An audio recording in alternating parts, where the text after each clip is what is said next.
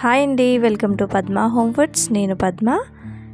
ఈరోజు మన ఛానల్లో నేను చెప్పిన విధంగా ఒక్కసారి కొబ్బరి పచ్చడి చేశారంటే ఇంటిల్లిపాది కూడా మిమ్మల్ని మెచ్చుకోకుండా ఉండరండి. అంత టేస్టీగా ఉంటుంది. చాలా సింపుల్గా కూడా ప్రిపేర్ చేసుకోవచ్చు. ఈ కొబ్బరి పచ్చడి కోసం నేను కొబ్బరి ముక్కల్ని ఈ విధంగా కట్ చేసి తీసుకున్నానండి. ఒక కొబ్బరికాయతో నేను ఈ విధంగా కొబ్బరి పచ్చడిని అయితే ప్రిపేర్ చేస్తున్నాను. ఈ విధంగా చిన్న చిన్న ముక్కలుగా కట్ చేసుకుని పక్కన పెట్టుకోండి.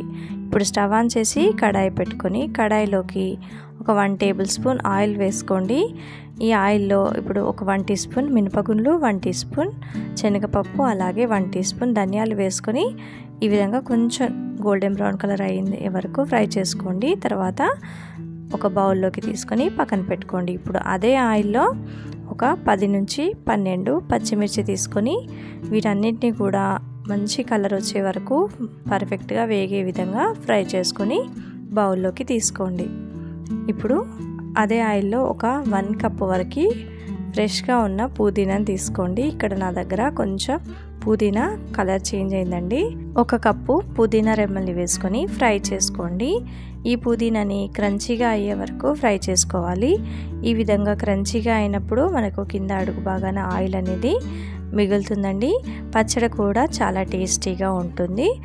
ఇప్పుడు అదే ఆయిల్లో మనం కొబ్బరి ముక్కల్ని వేసుకొని లో టు మీడియం ఫ్లేమ్ పెట్టుకొని కొబ్బరి ముక్కలు కొంచెం కలర్ చేంజ్ అయ్యే వరకు కూడా కలుపుకుంటూ ఫ్రై చేసుకోవాలి. ఈ విధంగా ఈ ప్రాసెస్ అంతా కూడా 3 నుంచి 4 నిమిషాలు పడుతుందండి. ఇలా కొబ్బరి ముక్కలు వేయించుకొని పచ్చడి చేసుకుంటే చాలా టేస్టీగా ఉంటుందండి. చూడండి, కొబ్బరి ముక్కలు అనేవి లైట్గా కలర్ చేంజ్ అయ్యాయండి. ఈ విధంగా కలర్ చేంజ్ అయిన తర్వాత మనం స్టవ్ని ఆపేసి పక్కన పెట్టుకొని రూమ్ టెంపరేచర్లోకి వచ్చే వరకు కూడా చల్లారి పెట్టుకోవాలి. ఇక్కడ స్టవ్ని ఆపేసి పక్కన పెట్టుకొని చల్లారి పెట్టుకున్నానండి. కొబ్బరి ముక్కలు చల్లారిపోయాయి. ఇప్పుడు ఒక మిక్సీ జార్ తీసుకుని అందులోకి ఒక 12 నుంచి 13 వెల్లుల్లిని పొట్టు తీయకుండానే వేసుకోండి, ఘాటుగా ఉంటుంది. తర్వాత వేయించుకున్న పచ్చిమిర్చి, పుదీనా, అలాగే కొబ్బరి ముక్కలు, శనగపప్పు, మినపగుండ్లు, ధనియాలు ఇవన్నీ కూడా యాడ్ చేసుకోండి. ఇవన్నీ యాడ్ చేసుకున్న తర్వాత ఒక చిన్న నిమ్మకాయ సైజ్ అంతా చింతపండుని ముందుగా శుభ్రంగా వాష్ చేసుకొని నానబెట్టుకొని వేసుకోండి. తర్వాత 1 టీ స్పూన్ జీలకర్ర, రుచికి సరిపడా సాల్ట్ వేసుకొని ఒకసారి గ్రైండ్ చేసుకున్న తర్వాత తగినన్ని వాటర్ని వేసుకొని ఈ విధంగా కొంచెం కోర్స్గా గ్రైండ్ చేసుకోండి. ఇలా గ్రైండ్ చేసుకున్న ఈ కొబ్బరి పచ్చడిని ఇప్పుడు పోపు పెట్టుకోవాలి. మనం 1 టేబుల్ స్పూన్ ఆయిల్ వేసుకున్నాం కదండి ఫస్ట్. ఇప్పుడు ఇందులోకి మరొక 1 టేబుల్ స్పూన్ ఆయిల్ వేసుకొని ఇప్పుడు ఇందులోకి జీలకర్ర, ఆవాలు, మినపగుండ్లు, ఎండుమిర్చి వేసుకొని ఫ్రై చేసుకోవాలి. మీ దగ్గర కరివేపాకు ఉంటే కరివేపాకు కూడా వేసుకోండి. నా దగ్గర కరివేపాకు అవైలబుల్గా లేదు. తర్వాత 1 టీ స్పూన్ పసుపు వేసుకొని ఫ్రై చేసుకోండి. ఇలా ఫ్రై అయిన తర్వాత ఇందులోకి కొబ్బరి పచ్చడిని వేసుకోండి. ఈ విధంగా కొబ్బరి పచ్చడి వేసుకొని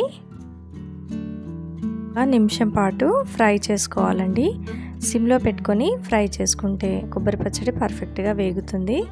ఈ విధంగా చూడండి, కన్సిస్టెన్సీ అనేది ఈ విధంగా ఉంటుంది. అంటే వాటర్ తగినన్ని వేసుకొని మనం కోర్స్గా ఈ విధంగా గ్రైండ్ చేసుకొని పోపు పెట్టుకొని నిమిషం తర్వాత స్టవ్ని ఆపేసి ఒక బౌల్లోకి తీసుకున్నట్లయితే కొబ్బరి పచ్చడి రెడీ అయిపోతుందండి. అన్నంలోకి, చపాతీలోకి చాలా చాలా టేస్టీగా ఉంటుంది.